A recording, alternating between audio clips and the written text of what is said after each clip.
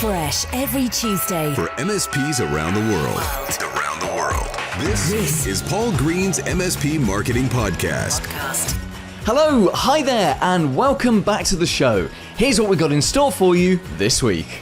Hi, I'm Leanne Hobson, CEO and founder of Alinea Partners, and I will be on the show to talk to you about how many MSPs don't pick up the phone and lose prospects.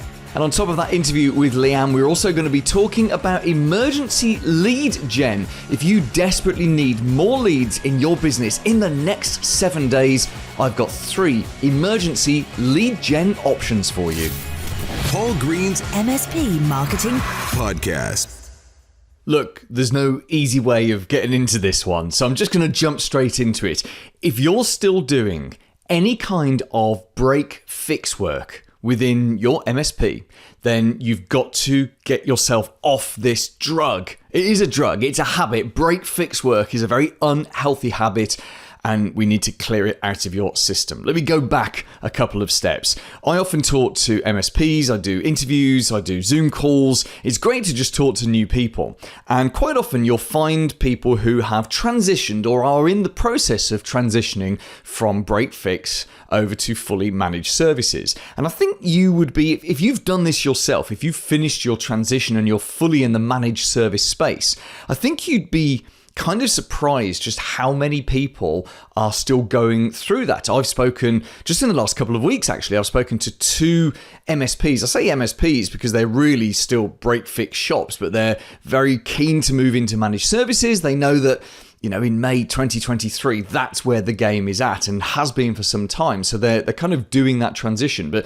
there are a surprising number of people at all different levels of transition over to full 100% managed services. And I think one of the things that some people get stuck on, and maybe you did if you were in this situation, is they get stuck on a point where they've got some people paying them monthly recurring revenue for a proper managed service. And in order to make ends meet, they're still taking on break-fix work. In fact, as far as they're concerned, they still have 40, 50, 60, 70 clients who are regular clients. They're just not managed service clients. So they're clients who turn up when something is broken. Now, I think we can all agree, and remember, I'm not a tech, but I understand your business model very well. I think we can all agree that break-fix isn't good for you from a cash flow point of view. It's not good for, I know it can be good from a profits point of view because you can charge a good hourly rate, but in terms of reliable sources of income, it's not great. And it's certainly not great for you in terms of doing a proactive job. There's no encouragement for you there to look after a client proactively, to do work that you're probably not going to get paid for. So from the client's point of view, they think they're getting a great deal, but you and I know genuinely if they are paying you a fixed amount a month on a recurring basis for you to manage services for them, there's a lot more proactive work that you can be doing, and overall they are going to be safer, they're going to be better supported, they're going to have fewer interruptions to their precious productivity. So we know that, but we also know that break-fix is a drug. It is a drug because the reality is it's very, very hard to move a break-fix client into being a managed services client. The longer that they have been with you on a break-fix basis, I think the harder it is to actually move them over into being that managed services client. And I think this is why people get stuck with break-fix, because actually if it was as simple as taking 20 or 30 of your break-fix clients, putting them on a contract, and that's it, bang, you're an MSP. Then everyone would do that. But actually, it's not as simple as that, is it? You have to find new clients. It's like as you're bringing on board new managed service clients, you've got to lose the break-fix clients at the same time. And that is tough. Lots of people find that tough. I think the only way that you can do this is almost a kind of a process of burning your bridges and saying, right, no more, I'm not going to go back. I've been there in my business, my first business, which I started in 2005, my first year. Well, I was going out and winning PR clients, because that's what I started out doing, public relations, back in 2005. I was going out and winning clients, and I had a phone call from my employer that I'd left just a few months before saying, would you come and do some training for us? Would you come and, do some minor level consulting? And initially I was very, very happy to do that. That was my PR equivalent of break fix work. So it was easy work. I didn't have to think about it. It paid relatively well. And all I had to do was go back and turn up at some offices and do it. And in the first few months, that was very welcome. But then as time went on and my old employer was asking me to do more and more and more training, it actually started to become a bit of a burden, and it was getting in the way of me building my business. So to put this in your terms, it would be, imagine if you were doing so much break fix work and you were glad of the money to do it, but it was stopping you from going out and finding proper managed service clients. That's the equivalent of what was happening. So I got to a point eventually where I drew a line in the sand, and I said to my previous employer, thank you so much for all the work. I really appreciate it. However, as of this date, and I think I gave myself like 3 months, I said, as of this date, I won't be accepting any more work from you. It's not you, it's me. I know that's what girlfriends always seem to say, but in this case, it was actually the truth. It's not you, it's me. And I said to them, I'll be honest, while I'm working for you and enjoying the money and the work from you, I'm not building a proper business. And my goal was to build a business, not just to sort of build a freelance income, as it were. And they were great with that because I'd given them 3 months notice, and that was it. So maybe there's a break fix equivalent that you could do in your business. Maybe you say to your break fix clients, hey, as of this date, we will not be supporting you on a break fix basis. And you need to explain to them what that is, because that's jargon to them. But you might say to them, we're not going to work with you on a you break it, we fix it basis. From this date forward, we're only working with our clients who are under contract with us because of all these reasons. And you talk about the proactivity and the protection and how you sleep better at night knowing you're looking after someone properly. Whereas, of course, your break fix clients are at risk, always at risk, because they're probably not protected properly. Now, you wouldn't necessarily do this with all of your clients in one go, but you may choose. Let's say you've got 20 or 30 break fix clients. You might choose 2 or 3 a month, every month for the next year. So you're slowly winding down the amount of break fix clients you have. Crucially, at this time, you don't take on any new break fix work. So anyone that comes to you the first time and asks you to fix something, you say no, you say, I'm sorry, we only deal with people proactively. So this is you slowly over a 12-month period drawing a line in the sand. Now, maybe, just maybe, some of those people will choose to come on board with you on a managed basis because they don't want to lose you. Some of them will never put their hands in their pockets and pay for it because they, and this is frustrating, they will with someone else, but they won't with you. I think sometimes people get stuck in pigeonholes in the brain. You're the break fix guys, and someone else is the managed service people, and they will spend that extra money with them. But you never know. If you were to ask each of your clients slowly over a period of time and say to them, this is the deadline, we'll stop working with you on this date, it's not you, it's us, we're focused very much on protecting our clients, which has to be done using this business model, some of them may just come over to you. Now, if they don't, and this is your backup plan, is by setting this deadline and slowly offboarding your break fix clients, you're sending a very keen message to yourself. That message is, you've got to get out there and you've got to go and find yourself some new managed service clients because they are the future. The fact you're not taking on any more break fix work and you're slowly firing your break fix clients, this is a good thing. Not if you do it all in one go, that's how you destroy the business. But if you do it slowly over a period of time, what happens is things change in your brain and things change in your heart. And suddenly you start to put extra effort in to all the things we talk about on this podcast of how you can go out and win yourself new clients. So if you're there with that break fix stuff, go on, give it a go. I know it seems scary, but it is a drug. Break fix is a drug, and it's time to wean yourself off it and stay focused on a much more healthy future with managed service clients. Here's this week's Clever idea. There comes a point in many businesses where we need to generate leads in an emergency. Maybe it's because you're doing something like we were just talking about, transitioning over from break fix, or maybe you're just at a point where your costs have gone up or you're in a bit of a cash flow hole and you need new leads. Now, one of the worst things about owning an MSP is that there is no real super fast lead generation because the sales cycle is so long. When you're trying to find new clients and you're trying to get in front of people on the exact day that they are ready, willing and able to pick a new MSP. And even at that point, it can take months until they're actually taking money off them. So it's a very, very long game. And I normally try and shy away from these kind of silver bullet, fast and quick and dirty actions. But I do understand that there are moments where you just need more leads. So I'm going to give you right now 3, if you like, emergency lead gen options. My preference would be that you put in place a lot of the things that we've talked about on this podcast, especially if you go back to the beginning of this year. I know we're going back 4 months now, but the first 3 podcasts of 2023, I laid out for you the ultimate marketing strategy for MSPs. That's a great place to start on this podcast, and that's the long-term lead gen strategy. I'd always much prefer you focused on the long term, but if you need leads in an emergency, here's 3 things that you can do. And I'm going to be honest with you, they are going to get more difficult as I go through them. You see, the first one is relatively easy. It's about getting on LinkedIn. So LinkedIn, the most beautiful social media platform for MSPs. And if you can find 60 minutes a day to work LinkedIn, you can work it with the 4 C's. You may have heard me talk before about the 3 C's. Well, we added a 4th one in. The 4 C's, let's see if I can remember them all off the top of my head. We've got connect. I will explain them in a second. We've got connect, we've got content, we've got comment, and we've got contact. Surprisingly hard to remember those 4 words because they're all very similar. So what was the first one? It was connect.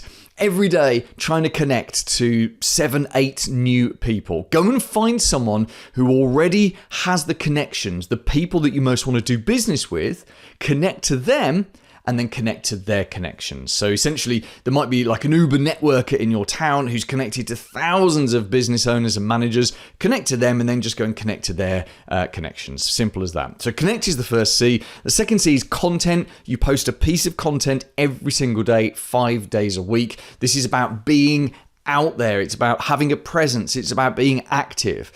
Getting marketing right is partly a numbers game and it's partly a game of timing. People only buy when they're ready to buy. This is more true in managed services than anything else. So you need to have a presence on LinkedIn 7 days a week. And if you don't have the ability to generate your own content, and don't worry if you do, because very few MSPs enjoy generating their own content, then you just go and use a service like my MSP Marketing Edge, or there are many other services out there that will supply you with social media content. It's never going to be as good as your own content, this kind of canned content, but it's better than nothing. So we've got connect, we've got content, then we've got comment. That's my new one that I've just inserted in the last few months. Comment is where you go and find other people's posts and you add a relevant comment on it. So let's say, for example, you're looking in your timeline, someone's written something and there's been some comments underneath and you think, actually, I've got something to add there. You would add in a comment. So you're commenting on other people's posts. And this is putting you and your profile in front of strangers, hopefully relevant strangers to you. Now, it's not going to get them to all run out and go to your website and phone you up and buy from you, but it's all that part of building your audience and building a relationship with your audience. So we've had connect, with content, we've got comment, and then the final one is to contact. And that's about messaging people on LinkedIn. Because unlike email, we've got 100% deliverability on LinkedIn messaging. We can't guarantee they're going to read them, and we certainly can't guarantee they're going to respond, but at least we can send a message to them. And you might look at it and say, right, 3, 4, 5 people a day, what's a value add message that I could send to them? So that's your first sort of emergency lead gen. And that might not sound like an emergency, but if you put in 60 to 90 minutes a day, every day on LinkedIn, following those 4 C's, you're just creating this burst of activity. And what will happen relatively quickly, I'm not going to give you timescales, but fairly quickly, you will start to get up some big momentum.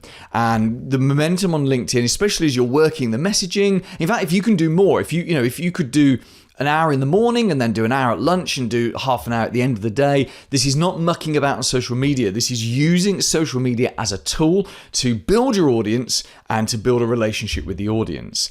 And what we're looking for are those people in your audience that, as I said, they've got to that point where they're fed up with their incumbent MSP and they're almost ready, willing and able to have a conversation with someone else. Well, let's get them having a conversation with you. So that's the first activity. That's the easiest to do because you can do that at a keyboard. You can do that absolutely anywhere. The second activity must be done during the day and requires you to step way out of your comfort zone. And the second activity is picking up the phone and calling people. Now, if you do go back to my early January episodes where we talk about the ultimate MSP marketing strategy, you'll remember, or if you haven't heard of it before, I have a 3-step strategy for your marketing. It's to build multiple audiences of people to listen to, such as on LinkedIn and your email newsletter.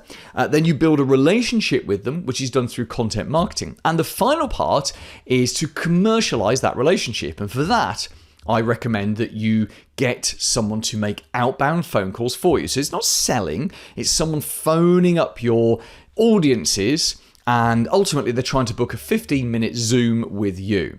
Now, if you're desperate for leads, essentially rather than hiring someone else to do this, you do this yourself. So we're not talking about cold calling. We're not talking about making horrible sales calls. Yes, there is an element of pain to this. I don't like picking up the phone and calling people, and I'm sure you don't either. But you know what? If I was desperate for leads and revenue in the business, I would do it. And I have done it myself many, many times in the past.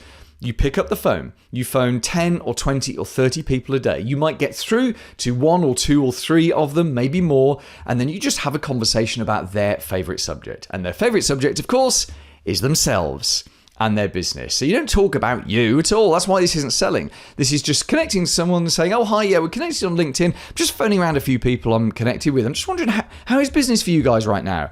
Here we are in May. How is it May already? This year's gone so quickly. Has the year been good to you? What, with the economy the way it is, has that affected you in a good way, a bad way? And then you could just jump straight into, so I'll be, honest, we do an IT support service. Do you have an IT support partner at the moment? You do? You don't need to tell me who it is, but just on a scale of 1 to 10, where 1 is awful and 10 is world class, how would you rank them right now? And if they give you a score of sort of 8, 9 or 10, they're happy. If it's 7 or below, then there's an opportunity there, and you can probe and you can say, well, that's actually quite a low score. Well, can you give me an example of something they've done wrong that's made you give them that low score? That, by the way, is called a leading question. Can you give me an example of something they've done wrong? Very, very leading, that is. But it has its use, that kind of question. And the goal here is to find people, again, who are at that point where they're either highly dissatisfied or on their way to being dissatisfied enough with their incumbent MSP that they will do something about it. So all we're doing with the phoning is we're just trying to get the timing right. Because you can email 1,000 people. You can contact 1,000 people on LinkedIn. But that won't happen. And that, by the way, and those are very valuable activities. They pave the way for what we're trying to do here. But nothing is as fruitful as picking up the phone and phoning people. It's a really critical part of your overall marketing mix. So that's the second emergency lead gen thing. And if you're not comfortable with that, maybe you'll be more comfortable with the third one, although it does involve you leaving the house or leaving the office. And that is to go networking. You literally get out there and you find yourself as many networking meetings as you can go to. Now, if you set yourself a geographical area that you'd be willing to network in. When I was starting my first business in 2005, I would travel. I think at the most I traveled was like 100 and 120 miles, which was a couple of hours driving. And I actually won some clients from those cities that I went to a long way away. So I was trying to get out and go networking at least once a day. And that did involve having to get out of the area. And it was great to win those clients until I realized that I had to drive out there to service them. So I had a couple of clients where I had to drive a couple of hours just to service them, which was fine. It worked out okay. You, of course, don't have quite so much servicing difficulty because after the sales and the setup, it's all remote work, right? Well, the vast majority of it is until you come to do some kind of strategic review with them. So you may look, within a couple of hours, where can you go networking? What are the networking events? What are the BNI chapters? Does everyone have an IT person? Because BNI will only allow one type of business per chapter. Could you join a local BNI? Could you sub? With BNI, you make a commitment to going every single week. And if you can't go, you have to send someone in your place. And they're called a substitute. Could you be a professional substitute working your way around the BNI chapters in your town? What else? What other networking meetings are there? If you're in a niche, a vertical, where do your vertical companies meet? Where do they hang out?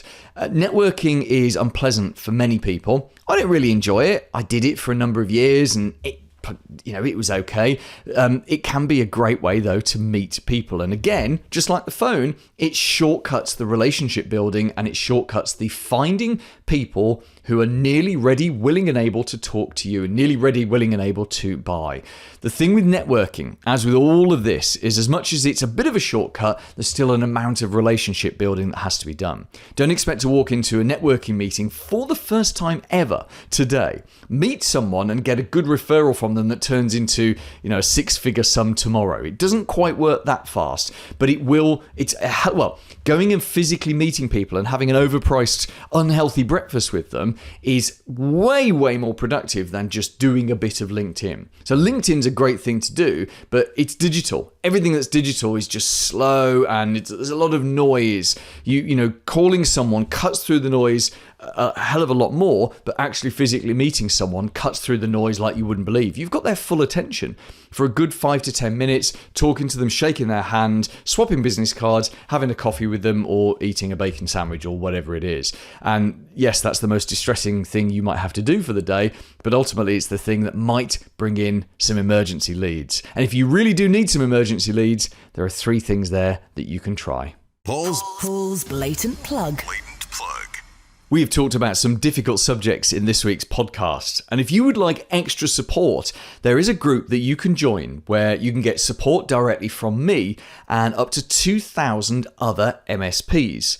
It's a Facebook group. It's the one that I run. It's called the MSP Marketing Facebook group, and it's completely free for you to join, but only if you are an MSP. We don't allow vendors in. So I'm there every day discussing how to market your MSP, how to grow your business, how to make your life easier. Those are all fun subjects that we talk about, and it is a great place for you and me to interact. So if you're not already a member of that Facebook group, grab your phone, go onto the Facebook app, type in MSP Marketing at the top. Now just be aware that we have a page and we have a group, and it's the group that you want to join. You go in, you answer a few basic questions, and one of my team will let you in within around about 24 hours. It's the MSP Marketing Facebook group, and it is the perfect free resource to help you while you're growing your business.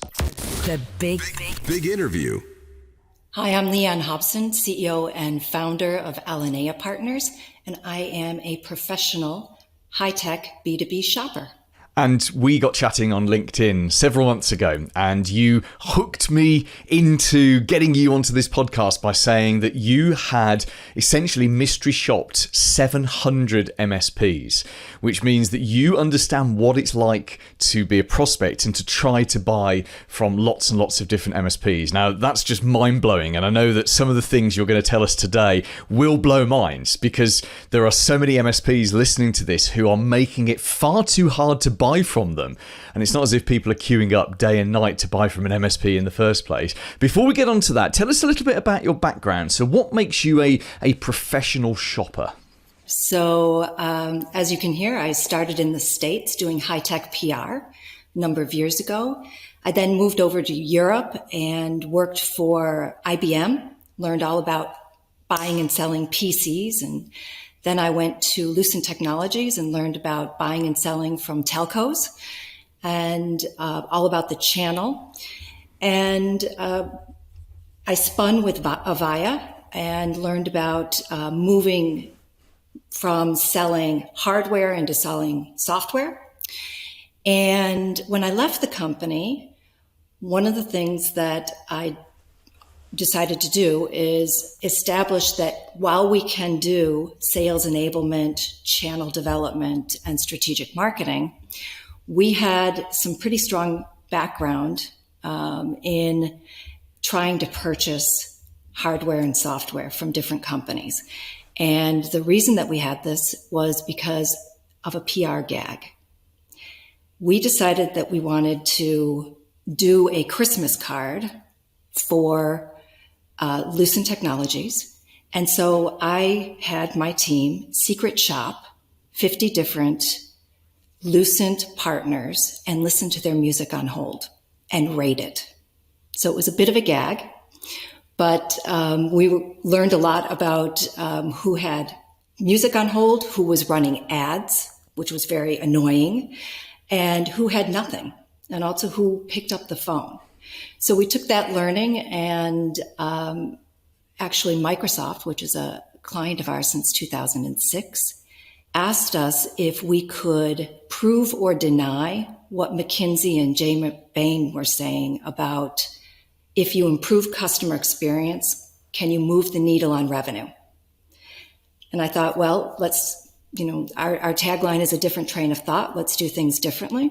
So we suggested, why don't we actually try to buy hardware, software, and services from these companies, put together a methodology and rate how they do. So we started with 40 in Europe as the pilot, and that grew to 700 today of different companies. And also we do this for other clients. I love it. And I love how you just dropped in there the 17-year relationship with Microsoft. That was a sly little one. Get that one in there. So when you're acting as a mystery buyer, talk us through the process. So let's say you're looking at an MSP. It doesn't matter where they are, but you're looking at an MSP. Your methodology, without going into all of the detail and giving away your secret sauce, I assume it starts with looking at their websites, looking what messages they're putting out there, and then actually leads on to getting in touch with them. Yes. Well, first what we do is we put together an ideal persona. So, for example, a lot of the MSPs are focusing on the SMB market. And we don't ever try to be something we're not. So we don't pretend to be a bank, which has its own vocabulary and it's their own websites, et cetera.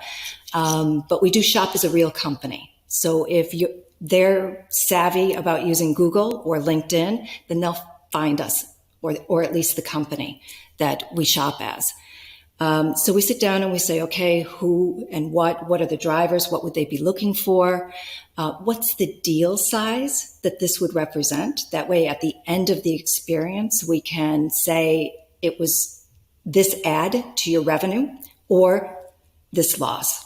And then we brief our buyers, and we have them buyers available who can do this in multiple languages because we shopped up all over the world. And we go through a process. So we start with discovery. I want to buy a PC. Who might sell it? So we look at social media, just as you would or anyone else would who was looking to buy something. We look at websites, and we then get to a website or several websites that we actually like. We then look at whether or not they function, and we have quite a few nightmares regarding that, and also regarding collection of data, privacy settings, 404 alerts that go off, which scare our buyers away completely before we even had a chance to get to the website. We also look at the content, and is it relevant for the buyer that we are pretending to be? Does it answer our questions? Does it move us farther into the buying process? Is it engaging and authentic? We then look at the construct of the offer. How is it put together? Does it appear from our buyer's eyes that there's an upsell? Does it appear as though there are good packaging with managed services? Because we all know we're not making money today on just selling hardware and services. The margin's too small. And so we go through that full process on the website. When we're then ready and interested in this company and want to engage with them and ask a few more questions, we go to the sales process. And we take a look at all of the possible sales engagement channels. And from my experience, this is going to be chat, email, web forms. Believe it or not, in Latin America, they still use fax. We don't test fax, though.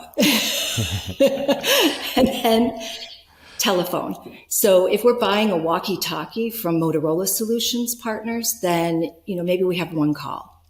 If we're buying a printer with some software around that, then there could be 2 or 3 calls.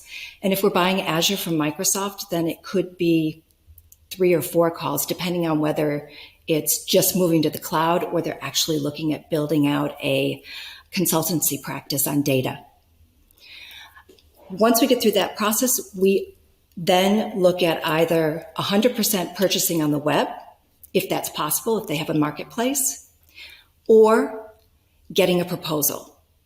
And actually 2/3 of the time when we go and ask for a proposal, we don't get one. So that's a pretty significant amount of lost opportunity in the market out there and lots of room for the competition. If it's easy to purchase and it doesn't mean that a CEO or sales director is going to have to take a big amount of money off of their P&L, we actually purchase. So we buy Microsoft 365 and then look at what is the onboarding process, what is the welcoming process. Telcos are notoriously confusing. You get 3 or 4 different emails, some from Microsoft, some from the telco, and you don't know how to actually sign up and start downloading and provisioning. Then we look at aftercare and customer support. So if we have any problems, we usually come up with a couple of things. We then look at customer support, not only the phone call, but the assets that the company has. So, have they built up a community center? Do they have a frequently asked question? Can we get through if we want to get through on the telephone? And that's the process. We package it up with recommendations for improvement. We let the shopped company know this is the benchmark for your type of business model. So whether you're a high volume seller like a GoDaddy or a telco or Software One, I only mention companies that have approved it, or if you're more of a value MSP, value reseller, then we can look at that business model and benchmark you against those in our group that fit. We'll tell you where you perform better and where you're highly competitive, and you should keep doing those things.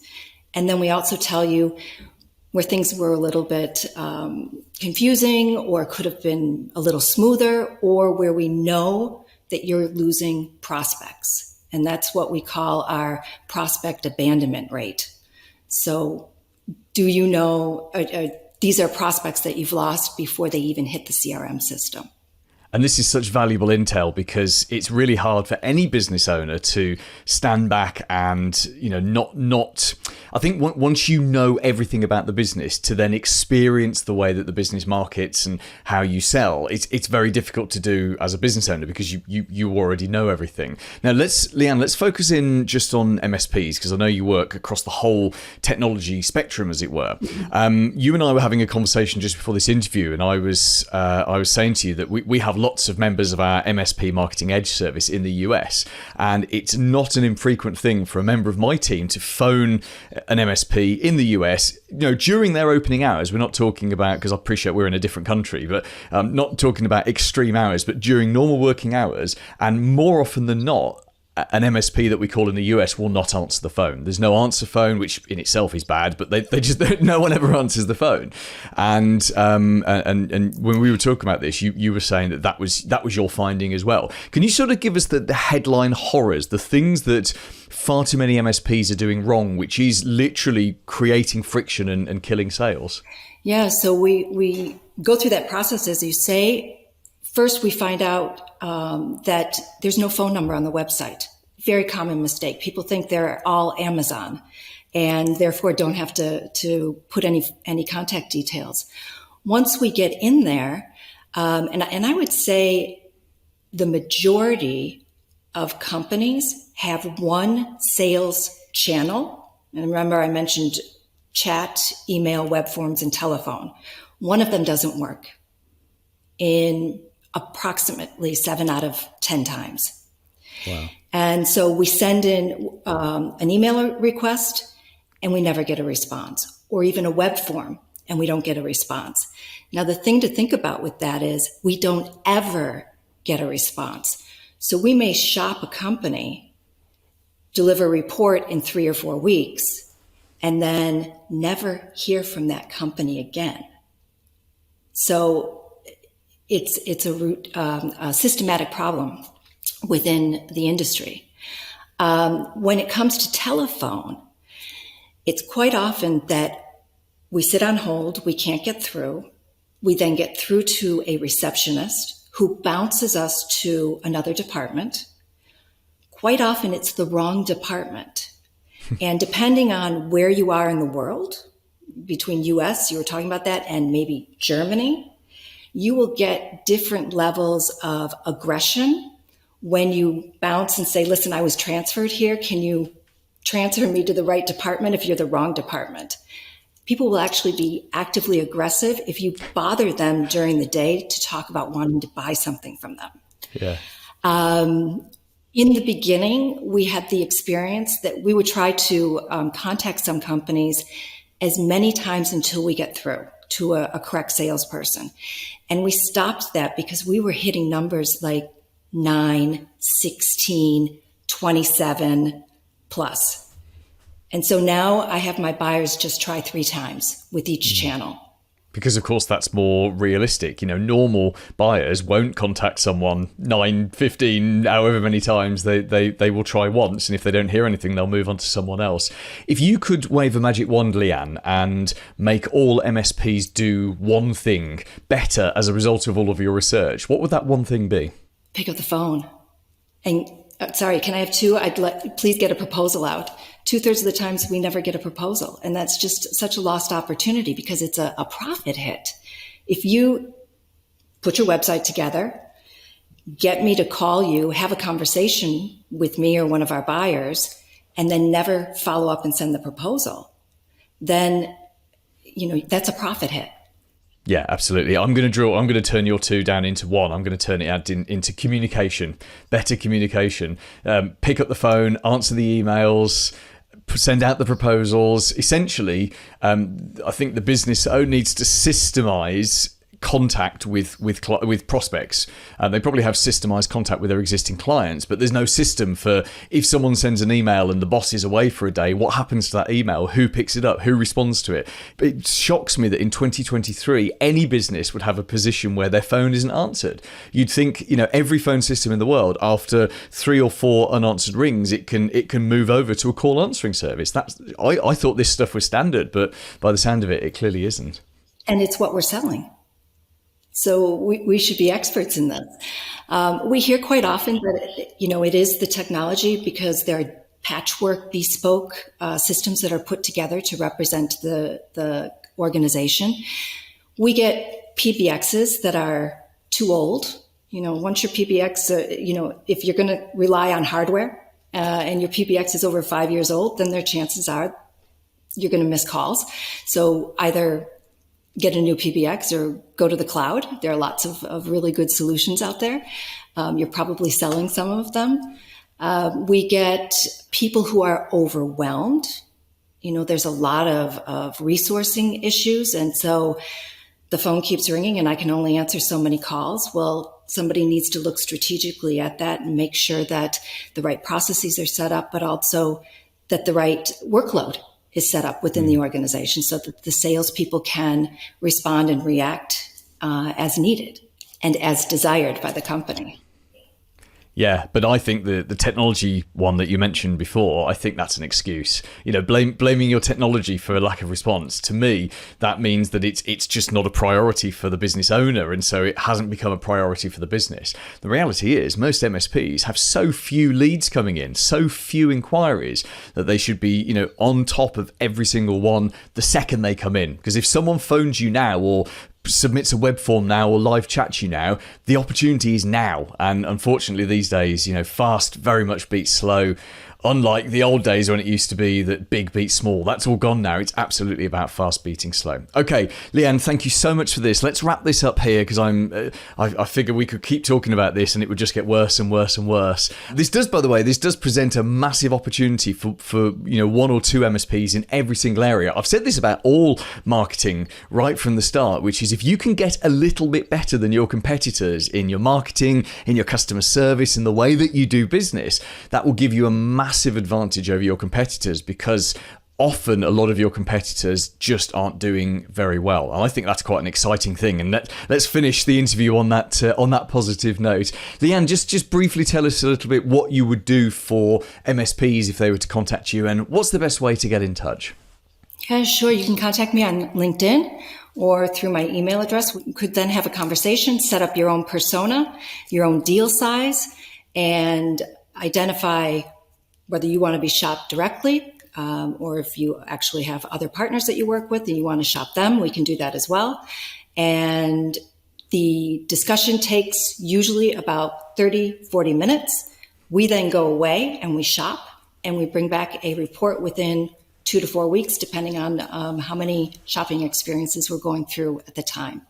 To land the results, we do an hour and a half call where we go through the summary and all of the specific results and give you specific recommendations for how you can improve.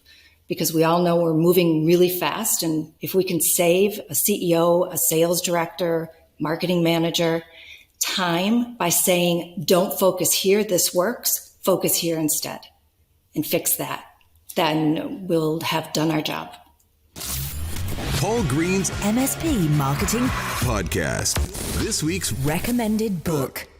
Hi, I'm Darren Strong from scalablemsp.co.uk. The book I recommend is The Challenger Sale by Matthew Dixon. It's all about challenging the prospect or a sale to think about something differently, maybe something about their business that they don't know, to challenge them to think that you are the person they need to talk to. Coming up next week. This is David Newman. Have you ever asked yourself, man, why is it so hard to sell? Why is a sales process so gosh darn challenging? Why can't I put up my fees? Why can't I start charging more money for the amazing work that our team does? Tune in and we'll explain all of that and unpack it for you step by step. If you're watching this on YouTube, please hit the subscribe button below and the little bell notification thing so that you never miss an episode. And in fact, whichever podcast platform you're listening to this on, you can do exactly the same. Please subscribe, you never miss an episode. On top of that interview next week, we're also going to be looking at whether or not your MSP should be doing SEO. And picking up from what we were talking about today about phoning people, I'm going to introduce you to the concept of a pave the way letter. It's something that makes phoning prospects so much easier. We've got tons more content for you on our YouTube channel. It's youtube.com/MSP Marketing. And join me next Tuesday. Have a very profitable week in your MSP.